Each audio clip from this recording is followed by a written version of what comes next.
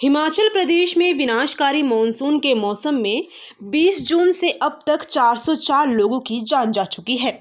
राज्य आपदा प्रबंधन प्राधिकरण ने रविवार को पुष्टि की है कि 229 मौतें भूस्खलन, अचानक बाढ़, डूबने और मकान ढहने जैसी बारिश से जुड़ी घटनाओं के कारण हुई, जबकि 175 अन्य लोगों की सड़क दुर्घटनाओं में जान गई। एसडीएमए ने विनाश के पैमाने को अभूतपूर्व बताया और कहा कि पहाड़ी राज्य भर में हजारों घर, खेत और सार्वजनिक संपत्तियां क्षतिग्रस्त हो गई है। अब तक कुल अनुमानित नुकसान 4,48,905.58 लाख रुपए हुआ है। रिपोर्ट से पता चलता है कि बारिश से जुड़ी आपदाओं में 229 लोगों की मौत हुई है, जिनमें भूस्खलन में 48, अचानक बाढ़ में 11, बादल फटने में 17, डूबने से 38, आम के काटने से 15, बिजली लगने से 17 और खड़ी ढलानों पर गिरने से 44 लोग शामिल हैं।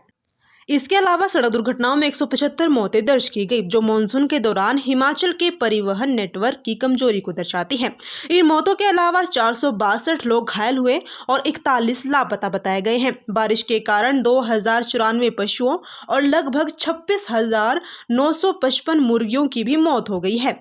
सार्वजनिक संपत्ति को मानसून के कहर का भारी नुकसान उठाना पड़ा है। सड़कों, बिजली आपूर्ति लाइनों, जल योजनाओं, स्वास्थ्य सुविधाओं और स्कूलों को भारी नुकसान पहुंचा है। बिजली और जलापूर्ति सेवाओं को भी भारी नुकसान हुआ है। रविवार शाम तक 373 वितरण ट्रांसफार्मर खराब हो गए थे, जिससे प्रभावित जिलों में हजारों लोग बिजली के बिना रह गए, जबकि क्षतिग्रस्त पाइपलाइन और अवरुद्ध पहुंच के कारण 188 जलापूर्ति योजनाएं बाधित हुई है।